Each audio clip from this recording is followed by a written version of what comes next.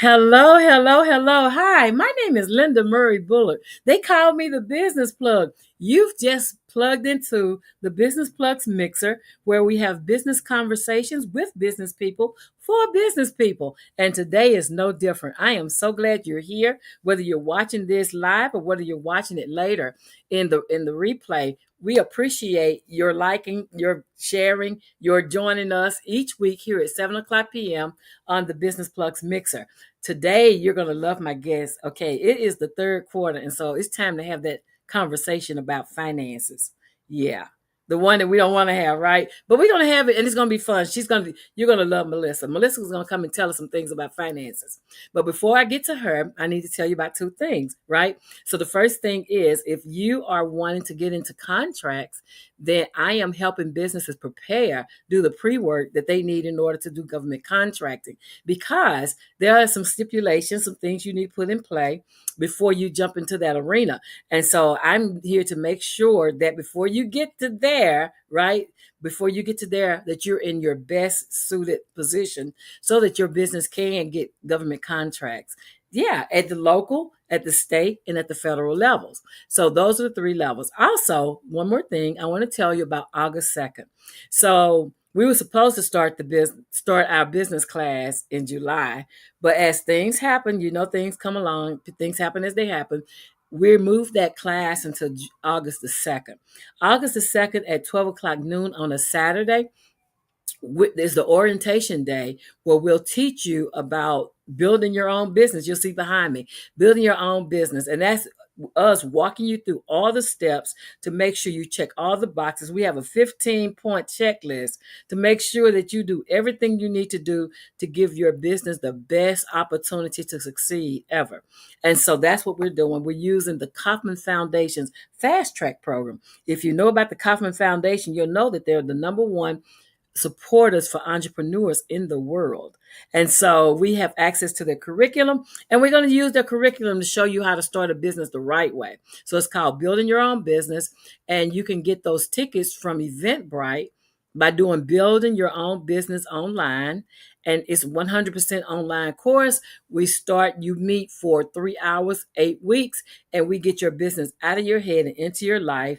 And my girlfriend told me, said, Linda, you need to start telling people that you work from idea to income. So if you want to go from idea to income, then come and join us at Building Your Own Business. Now, all that's done, it is time for me to introduce my guest. So ladies and gentlemen, please welcome Melissa. Hey, Melissa. Hey, Linda. So Melissa, please tell my audience, who is Melissa? Yeah. Well, first of all, watching your intro, I'm like, I'm in the wrong business. I need to have some more fun. I need to travel, right? It's like, let's get paid to travel. Exactly. I'm like, I stay at home in this office all day. It's my business. Not that I never travel, because I do. And we all know, like, if you're a business owner and you travel for business, you got to buy Absolutely. a I'm house. leaving tomorrow. That's the important thing. Anyway, Linda, thank you for having me. My name is Melissa GUINN. I'm the owner of Lookout Bookkeeping, and I have been doing this in my own business for about 4.5 years. Worked for another business for about 3 years previous to that, to doing the bookkeeping, invoicing, a little bit of marketing, stuff that the business owner just didn't have time to do, right? I was his first hire as an employee. And when he hired me, he's like, all right, you're hired. Figure out how to hire yourself, right? So that was, some things were a little trial by fire, but the nice thing is that I did learn a lot of things. And after working for him for that period of time, I was like, I really love the bookkeeping piece and helping business owners in this financial arena, getting things set up correctly, making sure that they have their finances, getting some monthly reports, doing that bookkeeping piece, but also making sure, like, hey, you want to hire somebody? Well, you got to have payroll. Like, let's get that set up for you. We also do that as well. So, we get into these areas that most business owners don't really want to get into. They're not excited about looking at the financial aspect of it, but it really is the most empowering piece of your Absolutely. business. You went into business to make money, and we want to be sure you're making money, and that you're taking advantage of, your write-offs with the things that you can deduct from that income that you have coming in. And that we're doing that fully, and then empowering you to make good decisions in your business because you have those financial reports that you can look at and kind of see what we've been doing and what's happened in the past, and then looking, well, how does that affect our future and our bottom line. Absolutely, absolutely. And I love the preparation, right? Yes, yes, Because because some of the times we're not prepared. And yeah, it's like everything, even though it happens on the calendar, there are still times and days when it feels like a Mack truck, like just ran you over. yes.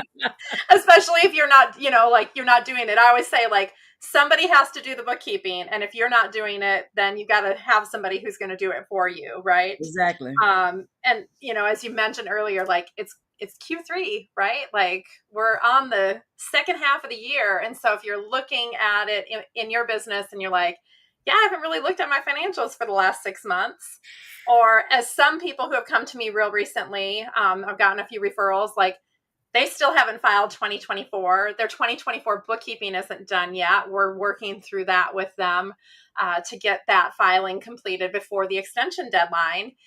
So it's like, you want to get those things in place. And I tell people, like, the most expensive decision you usually make is not doing those things in a timely fashion, because you can't take advantage of deductions anymore. Like, you would have had to already done it in 2024.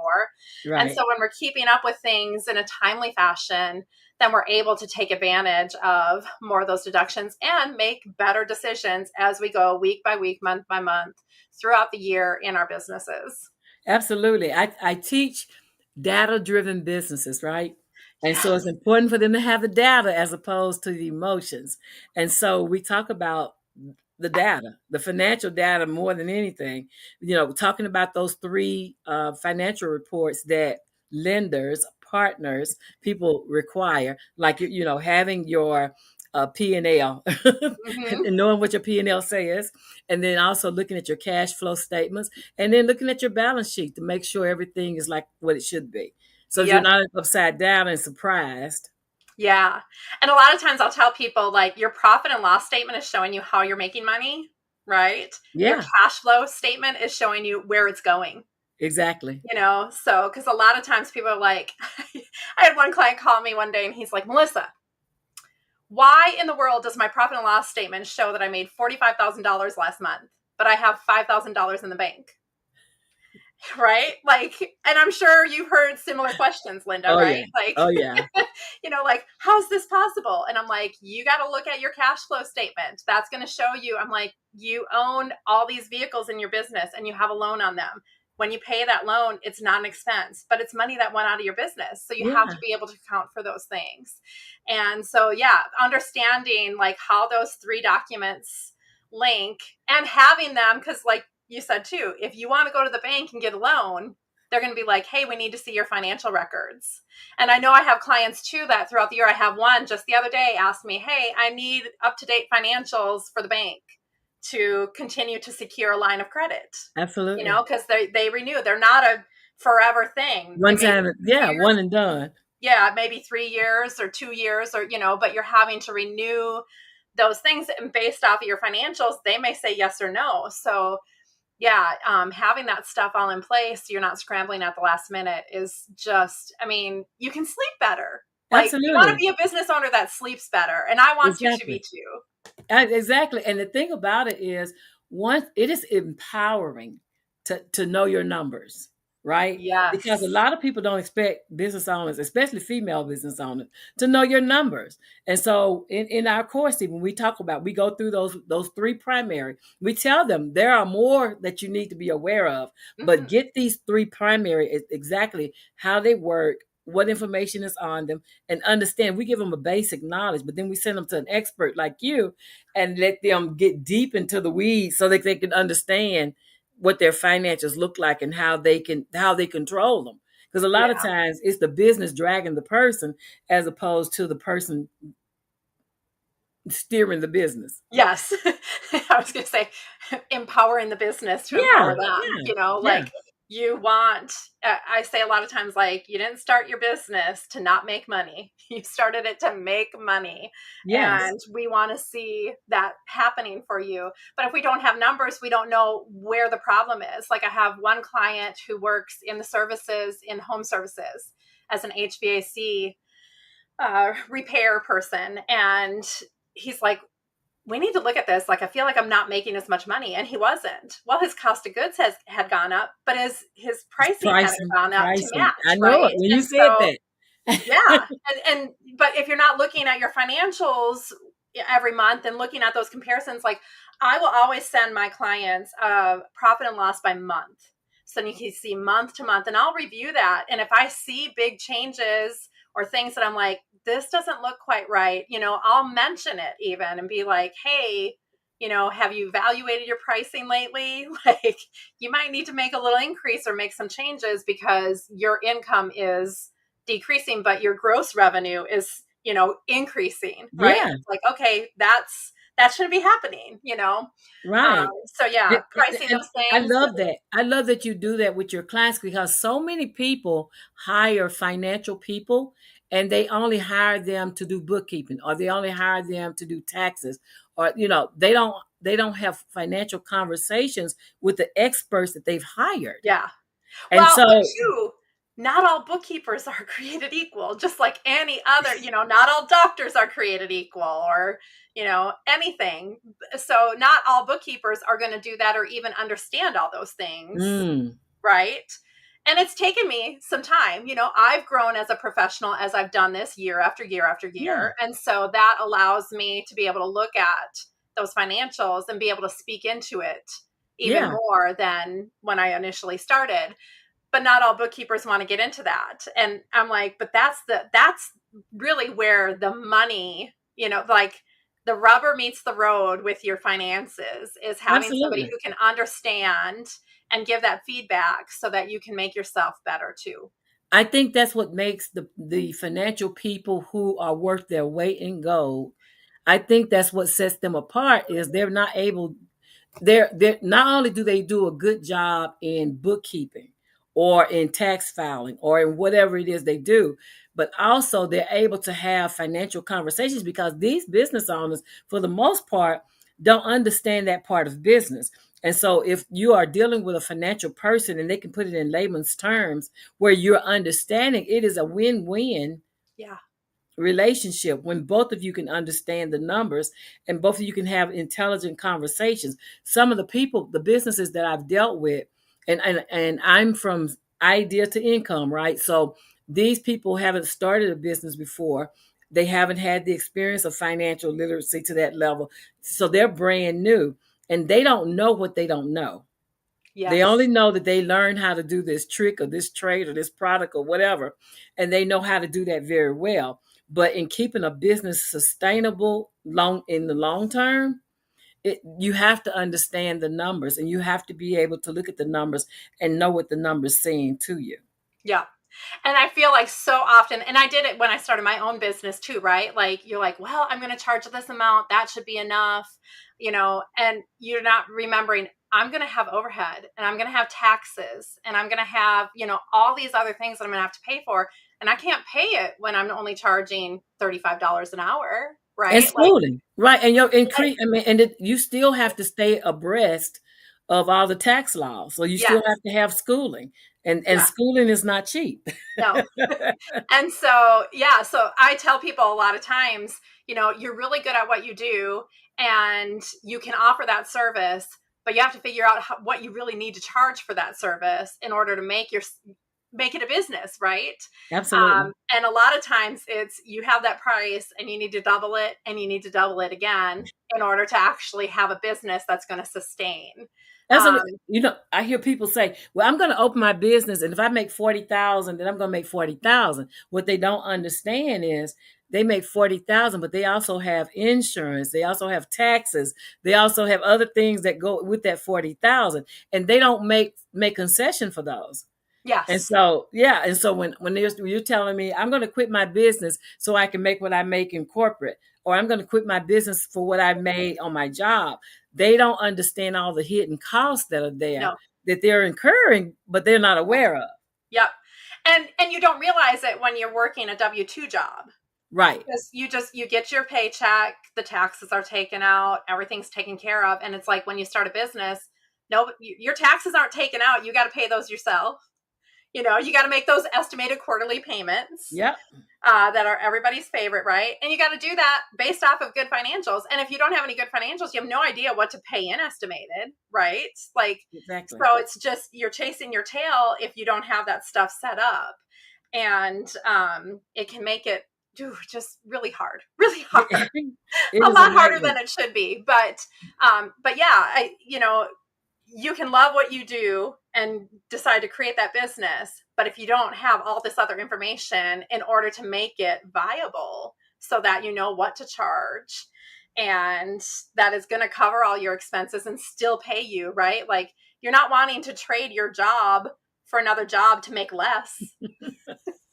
You want to trade your job for a business that's going to pay you hopefully more, right? Because you've taken that risk, and that's a reward of that. And I think having a business too, it's really in my mind, I'm like, yeah, man, I got to pay that plumber what he charges. And sometimes I'm like, gosh, I can't believe you didn't charge me more, Yeah. So, are you sure you're making a livable wage? Exactly, because you understand how it is to be an entrepreneur. Like, it is risky. And so you get paid for taking that risk. And what most people do is they look at what they make on a job and they think that's all that it pays. Mm-hmm. And then when you say, oh, well, I'm charging $300 an hour, they're like, $300 an hour? I only make $15 an hour working this job, not realizing somebody's making the money. Yes. It's just not you. Yes. And as a business and not everybody's willing to take the risk of having a business either, which is great. Because I say all the time too, I'm like, all us business owners, we need people who want to work for us and are happy to do that. And I keep my employees happy. Yeah. Like, I want them to work for me. I pay them well. But in order to pay employees well, you got to make sure that you're charging the right and appropriate pricing for the service that you're providing. And I think another thing that you have to remember too is you are the expert. Exactly. And if this is what you're doing and this is the service you're providing, like, you are that expert, you can charge a good fee. Like, yeah, I could fix my toilet if it's leaking. It's going to take me 10 hours and 15 trips to the hardware store. If I do it right. Yeah, because I don't know what I'm doing, or I can pay somebody to come in for 30 minutes and be done and take care of the problem. And yeah, I'm going to pay them a lot more, but my time too is worth a lot more than 10 hours of, trying to fix my own toilet. Absolutely. Yeah. Absolutely. And you're not paying for the time, you're paying for the expertise. Yes. And I you have to remember that as a business owner, you are being paid for the expertise that you have in your field. Yeah. And I have it on my computer screen here. I have it here so I remind myself, I don't get paid for what I do. I get paid for what I know. And that's so important in that pricing scheme. And I love, I don't have any government contracts for the business that I have, but so many businesses, I love that you do these classes on getting government contracts, because having stable, monthly recurring revenue, that is the best way to build your business. You want to offer a service that you can bill on, and I bill on a monthly revenue, right? I charge a flat fee for the service that I provide on a monthly basis. My clients pay me on the first of the month every month for doing their bookkeeping every month. And so that is I love that. But yeah, if I had an area where I felt like, I could get government contracts, but most businesses are private. Yeah, but the thing about it is, the only thing I've not seen the federal government pay for, or the government pay for, is candles. Really? They pay for everything else. There are literacy classes for financial literacy all over the globe. I mean, there are some different places. We'll have to talk offline, but there's some opportunities out there, and I get them, because simply when you get into the loop, then they seeing, do you know somebody that does this? Do you know somebody that does this? Do you know? So they're always looking for people who are interested or have the expertise in a certain field that because the government still has to flow and it still has to go, and people still have knowledge, they need knowledge or they need support. And so, yeah, and it owns nothing. So that's why there's always these opportunities. People think, oh well, the economy this or the economy that. The government still has to function. The people that I've learned from have taught me very, very solidly that the government, they've been in the game 30 years. They've seen some ups, some downs, some sideways, and all kind of things. But one thing that's been consistent is the contractings that they have are continuous. Yes. You just have to find what they're selling and adjust yourself to what they're selling. Yeah. But to maintain those, you have to have good financials too. Yes. Yes. It is It required. comes full circle. It is all, well, for everything, the lifeblood of a business, regardless of if you're selling hot dogs. I love those little kids that are selling glitzies, the hot dog thing that went viral. I love that. But if they don't have somebody on their team that's going to help them with financials, it won't last long. They're getting a lot of shine right now, and they're getting a lot of business. But if somebody on their team is not financial literate for businesses or haven't referred them or connected them, this won't last long. Yeah. Yep. And sometimes you got to be willing to adjust too, right? Yeah, like absolutely. This is, hot The right pivot. now, and in 6 months, it's probably going to be a different product, and you got to keep on top of those things and be willing to make those changes and shifts so that your business doesn't dry up. Absolutely. Yeah. And that's the thing, is learning. And that's what we teach in the class. Is we teach about pivoting. We teach about, making true business decisions based on data, not based on emotions. So, because I always have people who, Linda, I'm doing good at this location, I should start another one. Get it solid. Yeah. And we're like, okay, well, let's pull the cover back and see why this is doing well. Because just because your business A is doing well doesn't mean your business B will do well. And then you're going to have to divert revenue to go and grow that do thing. You have the bandwidth, the time, the energy? It's money, time, and energy. Yeah. Do you have all those things to do multiple things and do it well? And even when it comes to like being a business owner, a wife, a mom, a friend, all those buckets that you want to have, like, okay, the MTE, is the MTE there to cover all the things, or do you need to start saying no to something or saying yes, whatever it may be. Right. And delay does not mean denied, right? Just because you delay it. I love to see business owners planning more than they're acting. Yes. And that's not to get in analysis paralysis. That's not what I'm talking about. But I love to see them to go through and comb through their ideas so that they make sense and not just jump out there just to jump out there. Yes. Right? Because sometimes we'll see what someone else is doing and like, oh, they're doing it, I can do it too. Yeah. And no. Maybe I was just thinking, like, too, maybe we should talk a little bit on like systems or software that's good for your financial. Absolutely. So making sure that you like, what are you using? So with all of my clients, we're on QuickBooks Online. That is typically your, gold standard small business software, and works well. I always tell people sometimes I have a love-hate relationship with them, but they are still good. Yeah, with any software. That's any software. That's any software at all, because it's good until it's not. Yeah. And there is a fee to using it. But I'll tell people too, like, if that's not where you're at right now, a spreadsheet works. Like, absolutely. As long as you are keeping up with your income and your expenses and tracking those things. And then as that business grows and it's like, you know what, now it's time to pull that trigger. I need a little bit more information. I need to be able to create more reports, because, QuickBooks, you enter all the information. You can get all these different reports. It just does it for you in the background. So that's the power in what you're paying for. Yeah. Right. And doing it manually is a pain. Yes. You don't want to. I do have a real simple spreadsheet that I sell through, on my website, whatever. But I'm like, if you're just doing like the baby side hustle, you've got like 20 transactions a month. It'll give you a very simple profit and loss statement and show you month to month, and you're manually entering things yourself. Like, I'm like, that's great.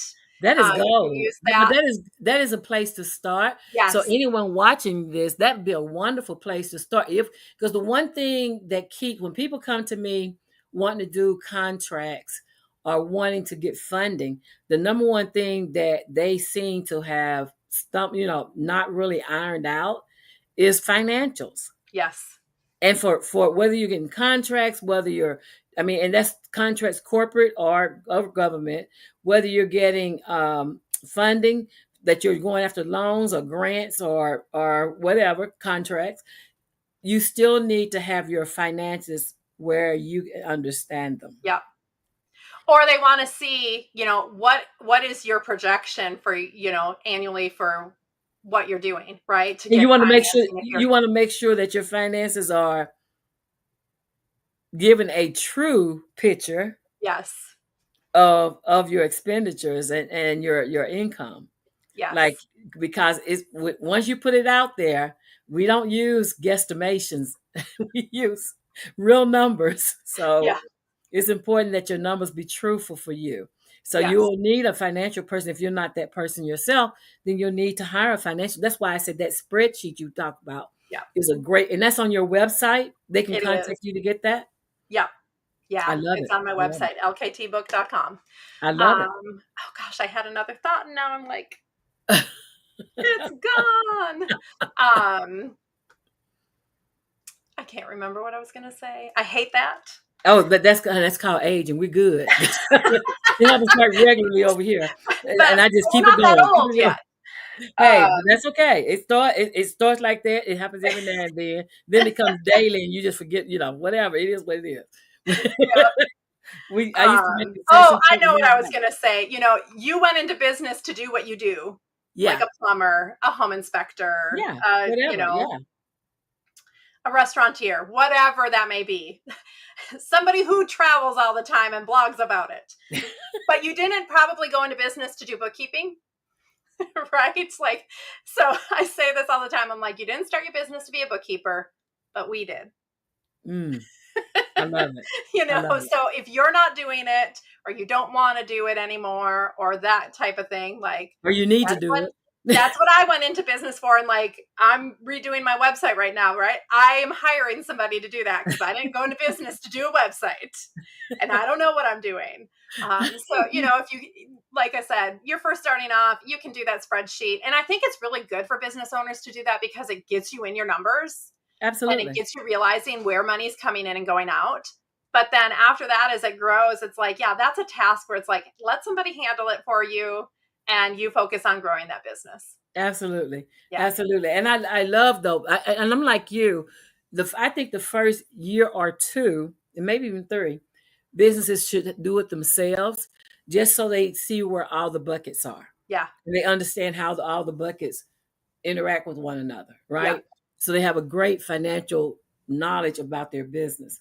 So as we come to a close, is there one thing that you would want someone who's watching this interview to take away from it? Yeah. So I think if you are going to do your financials yourself, definitely still consult with somebody who knows where to put the things, right? How to set it up well. Like, especially if you're going to use QuickBooks. QuickBooks used to say on their commercials, anybody can do this. No, I make a lot of money cleaning up. Anybody can do this. So consult with somebody if you do want to do it and make sure that they show you like, hey, here's how to set up a chart of accounts and here's how to get things recorded correctly and accurately so that your financials are a true reflection of what you have going on in your business. Absolutely. Great Yeah. advice. Great advice. As we close, my name is Linda Murray Bullard. They call me the business plug. And today I've plugged you into financial literacy, honey. Get these numbers together for your business. And you can follow Melissa on social media, L LKT Yes. book, LKT book on social media. Go ahead and follow her and reach out and get that spreadsheet. If you've been putting it off and putting it off and putting it off, you know who you are. Go ahead and get that spreadsheet and get started on getting your financial life together so that you can get your financial health together, your financial wealth together. I'll see you next Sunday here on the Business Plugs Mixer. Have a great week, everyone.